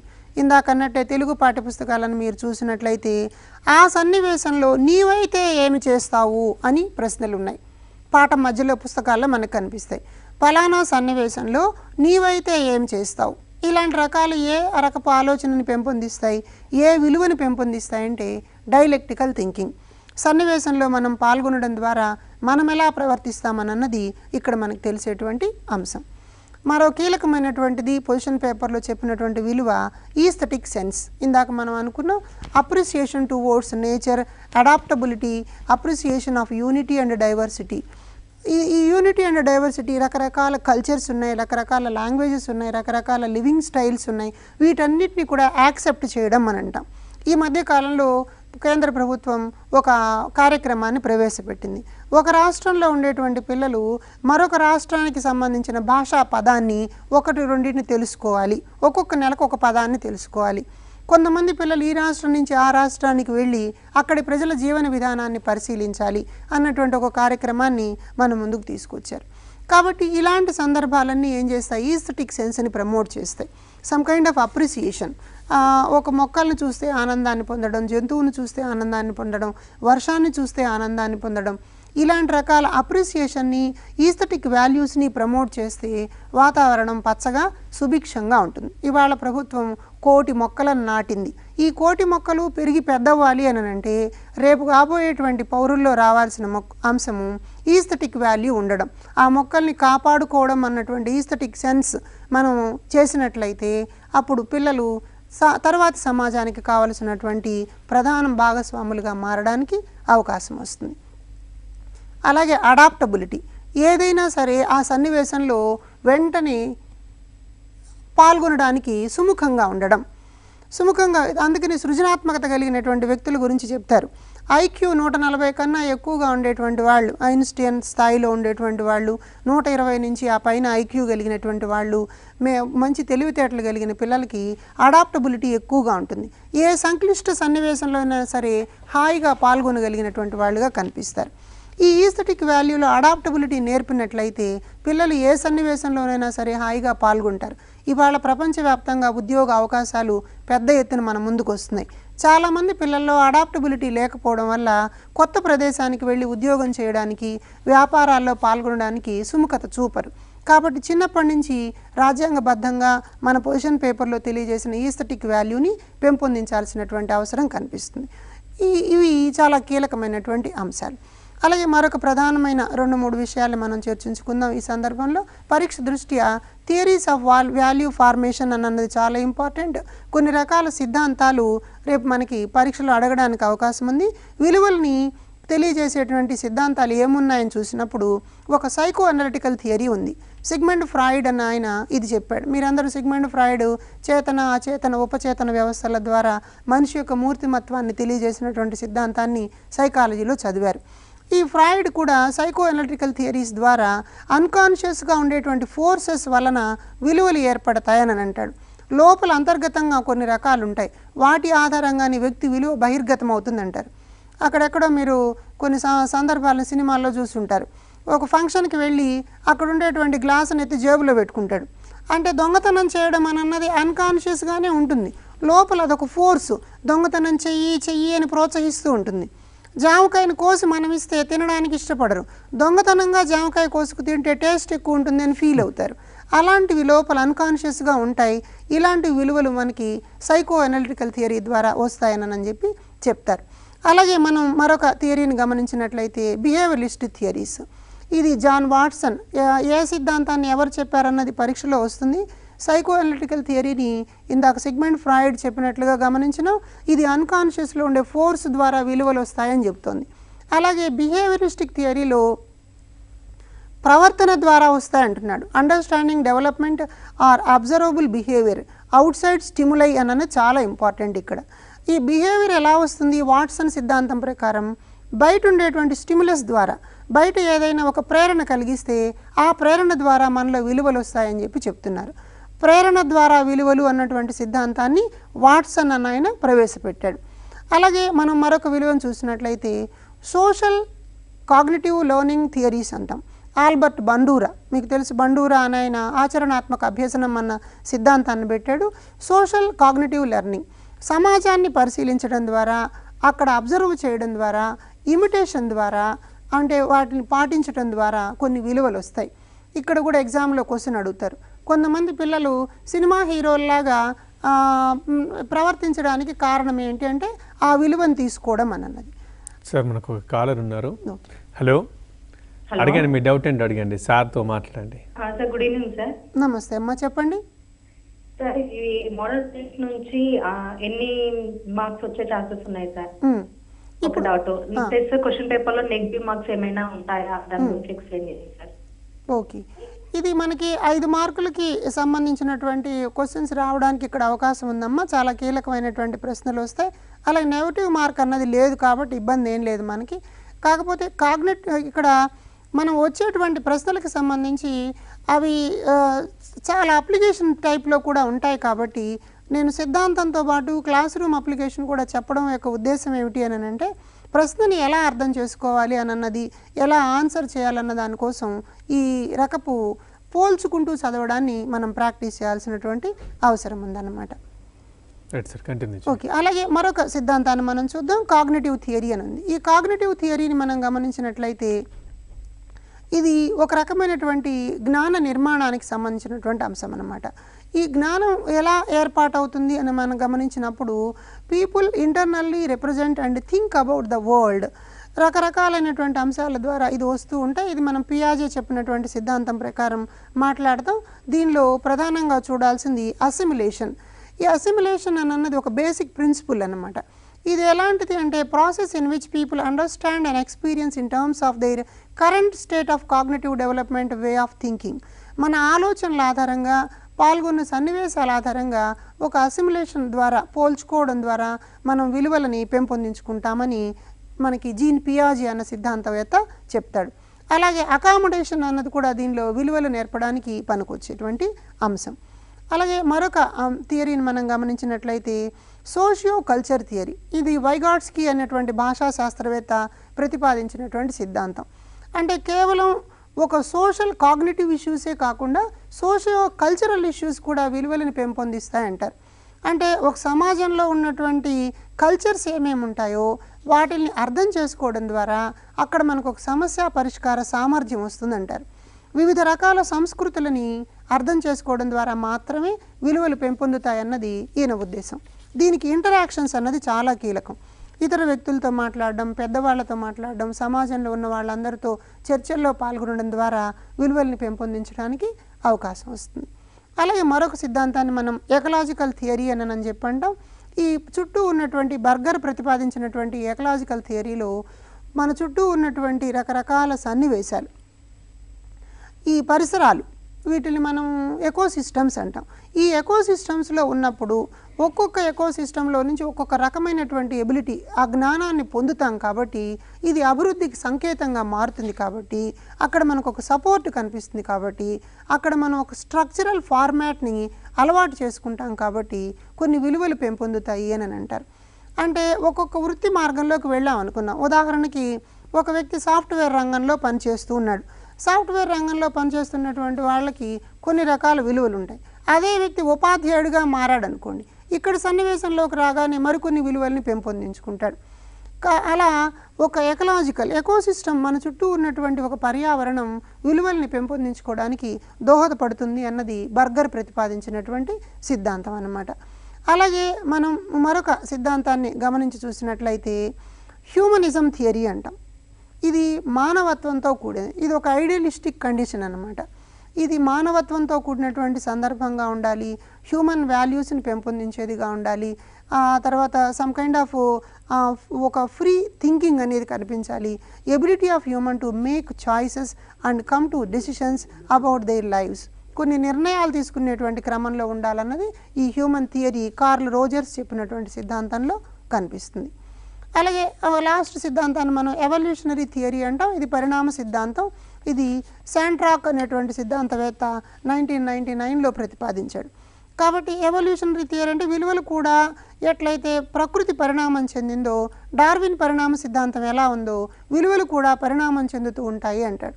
కాబట్టి విలువలు కాలానుగుణంగా మారతాయి అన్నటువంటిది ఎవల్యూషనరీ థియరీలో మనకు కనిపించేటువంటి అంశం. కాబట్టి పరీక్ష దృష్ట్యా ఈ 8 రకాలైనటువంటి సిద్ధాంతాలని మనం దృష్టిలో ఉంచుకోవాలి.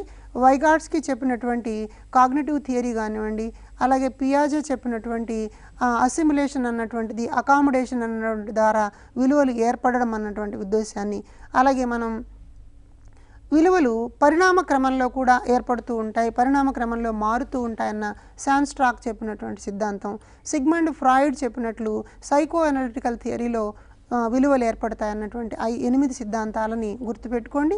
పరీక్షలో వీటి మీద ప్రశ్నలు రావడానికి అవకాశం ఉందన్నమాట. సార్ మనకు కాలర్ ఉన్నారు. హలో, సార్తో మాట్లాడండి, మీ డౌట్ ఏంటో అడగండి. ఫోన్ లైన్ కట్ అయినట్లుంది సార్. సార్ ఒకసారి ఈ మొరల్ వాల్యూస్ గురించి చెప్పారు కదా, ఇందులో సిలబస్లో ఉన్నవి అడుగుతారా? ఈ రాసే అభ్యర్థికి మోరల్ వాల్యూ ఎంతవరకు ఉంది అనేది కూడా ఉంటుందా అడిగే క్వశ్చన్. ఇక్కడ ప్రధానమైనటువంటి సమస్య ఏంటంటే మిగిలినటువంటి పేపర్లకు ఒక నిర్దిష్టమైనటువంటి సిలబస్, ఒక పాఠ్యపుస్తకం ఉంది. మోరల్ వాల్యూస్ అన్నదానికి నిర్దిష్టమైన పాఠ్యపుస్తకం లేకపోవడం వల్ల ఒక కన్ఫ్యూజన్ అన్నది కనిపిస్తుంది. అంచేత ప్రశ్నలు అడగడానికి ప్రశ్నల్ని తయారు చేసేటువంటి ప్రశ్నపత్ర రూపకర్తలు ఏ అంశాలను ఆధారంగా చేసుకుంటారన్న దాన్ని బేస్ చేసుకుని మన ఉద్యోగార్థులకి సూచనలు ఇచ్చేటువంటి ప్రయత్నం చేసాం. అయితే మనకి టీచర్ ఎడ్యుకేషన్కి సంబంధించి డిఎడ్లో విలువల విద్య అన్నటువంటి ఒక పాఠ్యపుస్తకం ఉంది. ఆ పుస్తకం మనకి రెఫరెన్స్ బుక్గా పనికొస్తుంది. అలాగే నెట్లోనూ స్లెట్లోనూ కూడా ఈ విలువల విద్యకు సంబంధించినటువంటి ప్రశ్నలు ఒక నిర్దిష్టమైన సిలబస్ మీద అడుగుతున్నారు కాబట్టి దాన్ని మన ఉపాధ్యాయ అభ్యర్థులు కూడా పాటిస్తే ఆ సిలబస్ని ప్రాక్టీస్ చేసినట్లయితే ఎగ్జామ్లో మంచి మార్కులు తెచ్చుకోవచ్చు. ప్రశ్నల స్వభావం ఎలా ఉండొచ్చు? ఎస్, గుడ్, మంచి క్వశ్చన్ అడిగారండి.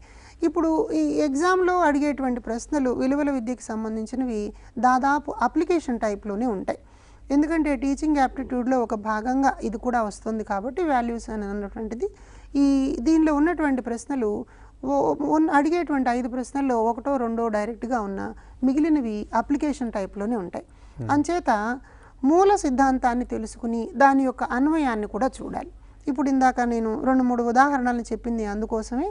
మూలంగా ఉండేటువంటి సిద్ధాంతాన్ని చదివి దాన్ని తరగతి గది అన్వయానికి చూడాలి. ఇప్పుడు ఉదాహరణకి ఇందాక మనం ఎవల్యూషనరీ థియరీ అన్నాం సార్. ఒకసారి ఆ థియరీ గురించి చెప్పుకునే ముందు ఒక కాలర్ ఉన్నారు. మీ పేరు ఎక్కడి నుంచి వస్తున్నారు చెప్పి సార్ని డౌట్ అడగండి. టీవీ వాల్యూమ్ పూర్తిగా మ్యూట్ చేసేయండి, సార్ని క్వశ్చన్ అడగండి తొందరగా. సార్ నా పేరు Naveen Kumar sir. Hello sir. చెప్పండి అడగండి. నా పేరు నవీన్ కుమార్, గజ్వెల్ నుంచి కాల్ చేస్తున్నాను సార్. ఓకే సార్, మనం ఇంతకుముందు చూసినట్టుంటే పర్స్పెక్టివ్స్ ఎడ్యుకేషన్ అని, ఇప్పుడు చూసినట్టుంటే టీచింగ్ యాప్టిట్యూడ్ అని డిఫరెంట్ గా ఉన్నాయి కదా సార్. మన బిఎడ్ లో చదువుకున్న మెథడాలజీకి దీనికి ఏమైనా రిలేషన్ ఉంటుందా సార్, లేకపోతే ఇది సపరేటా సార్? కాదు, సపరేట్ కాదు బాబు. మనం మోరల్ వాల్యూస్కి సంబంధించి మనకి విడిగా పుస్తకం అన్నది మీరు డిఎడ్ బిఎడ్ చదివిన కాలంలో లేకపోవడం వల్ల ఒక చిన్న కన్ఫ్యూజన్ ఉంది. అప్పుడు ఫిలాసఫీలో, సైకాలజీలో, స్కూల్ అడ్మినిస్ట్రేషన్లో చెప్పినటువంటి అంశాలలో ఉన్న వాటిని విడిగా తీసిపెట్టి ఇప్పుడు విలువల విద్య అన్నటువంటి దాన్ని చూపిస్తున్నారు. కాబట్టి ఆ పాఠ్యపుస్తకాలను మీరు తరోగా ఎనలైజ్ చేసినట్లయితే రాజ్యాంగ విలువలు, ఎథిక్స్ అంటే ఏంటి, మోరల్ వాల్యూస్ అంటే ఏమిటి అన్న కొన్ని కనిపిస్తాయి. కాకపోతే కొన్ని ఇప్పుడు పొజిషన్ పేపర్కి సంబంధించి కానివ్వండి, రాష్ట్ర విద్యా ప్రణాళిక పరిధి పత్రం కానివ్వండి, అలాగే విలువల విద్యను తెలియజేసేటువంటి ఈ సిద్ధాంతాలు కానివ్వండి, మీరు గతంలో చదివినటువంటి దానిలో ఉండకపోవచ్చు. అంచేత వీటిని సిలబస్లో భాగంగా మీరు ఒకసారి రెఫర్ చేసినట్లయితే మంచి మార్కులు పొందడానికి అవకాశం ఉంటుంది. సార్ క్వశ్చన్కి సంబంధించి ఎగ్జాంపుల్ చెప్తున్నారు. ఎస్, ఇప్పుడు అంటే ప్రశ్నలు నేరుగా అడగరు, అన్వయ రూపంలోనే అడుగుతారు అనడానికి ఉదాహరణ, ఇప్పుడు మనం పరిణామ సిద్ధాంతం ప్రకారం విలువలు వస్తాయని శాన్స్ట్రాక్ అని ఆయన చెప్పాడన్నాం.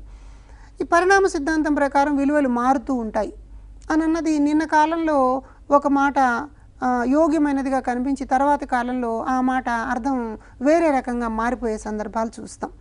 కాబట్టి ఇలా ఒక కాలంలో ఒక పదం ఒక అర్థాన్ని నుండి తర్వాత కాలంలో వేరే రకపు అర్థానికి మారడం, ఆ విలువ కూడా ఇలాగే మారడం అన్నటువంటి భావన ఎవల్యూషనరీ థియరీ ద్వారా మనకి వ్యక్తమవుతుందన్నమాట. రైట్ సార్, మీకు టైం అయిపోయింది. ఇక ఫైనల్గా అభ్యర్థులకు ఉన్న ఈ కాస్త టైంలో ఎలా యూజ్ చేసుకోవాలో 2 టిప్స్ చెప్తారా? గుడ్. మొత్తం మనం టీచింగ్ యాప్టిట్యూడ్కి సంబంధించి, పర్స్పెక్టివ్స్ ఇన్ ఎడ్యుకేషన్కి సంబంధించి పాఠ్యపుస్తకాలని ఒకసారి క్షుణ్ణంగా చదవండి.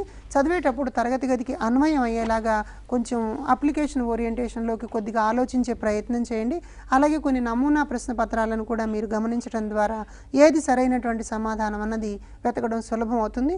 మరొక ముఖ్యమైన అంశం ఏంటంటే వాల్యూ ఎడ్యుకేషన్, విలువల విద్య లేదా టీచింగ్ యాప్టిట్యూడ్ అన్నటువంటి విభాగంలో ఇచ్చేటువంటి ప్రశ్నలన్నీ చాలా సులభంగా ఉంటాయి. కాబట్టి చాలా తేలికగా ఆన్సర్ని గుర్తుపట్టవచ్చు. అయితే ఇక్కడ మనకు ఒక తార్కికమైన ఆలోచన ఉండాలి. Which is closer to the question అన్న దాన్ని జడ్జి చేయగలిగితే అత్యంత తేలికగా మనం మార్కులు పొందడానికి అవకాశం ఉంటుంది. Thank you sir. మరో వాల్యూస్ సబ్జెక్ట్ గురించి, వాల్యూస్ గురించి కూడా అభ్యర్థులకు మంచి సలహాలు ఇచ్చినందుకు థ్యాంక్ యూ. గట్టిగా ఇది వాటి ప్రోగ్రామ్. మీరు ఒకవేళ ఈ ప్రోగ్రామ్ని మిస్ అయితే యూట్యూబ్లో కూడా దీన్ని మీరు చూడొచ్చు. యూట్యూబ్లో అయితే సబ్జెక్టుకు సంబంధించిన టైప్ చేస్తే సబ్జెక్టులు వస్తాయి, లేదు సబ్జెక్ట్ ఎక్స్పర్ట్ పేరు టైప్ చేసినా మీకు ఎటువంటి క్లాసులైనా సరే యూట్యూబ్లో వచ్చేస్తాయి మన టీవీ సాఫ్ట్నెట్ తెలంగాణలో. ఇక దీనికి సంబంధించి మీరు అభిప్రాయాలు కూడా పంపించవచ్చు. ఎలా ఉండాలి, ఇప్పుడు ఉన్న ప్రోగ్రాంలు ఎలా ఉన్నాయో, లేదా మార్పులు ఏమైనా చేయాలనుకుంటున్నారో అభిప్రాయాలు పంపించవచ్చు. మా మెయిల్ అడ్రస్ చూసుకుంటే feedback.softnet@gov.in మీరు మెయిల్ చేయొచ్చు. ఇక అదేవిధంగా మీకు ఇంకో అవకాశం కూడా ఉంది అభిప్రాయం తెలపడానికి. అది వీడియో రూపంలో కూడా 30 సెకండ్లకు మించకుండా ప్రోగ్రాంలు ఎలా ఉన్నాయో లేదా ఎలా ఉండాలో చెప్పడానికి ఒక 30 సెకండ్లలో మీరు మీ ఫోన్లో షూట్ చేసి ఆ వీడియో రూపంలో మీ అభిప్రాయాన్ని మా వాట్సాప్ నెంబర్కి స్క్రీన్ మీద కనిపిస్తోంది 7337558051 నెంబర్ మరొకసారి 7337558051కి మీ అభిప్రాయాన్ని వీడియో రూపంలో పంపించవచ్చు.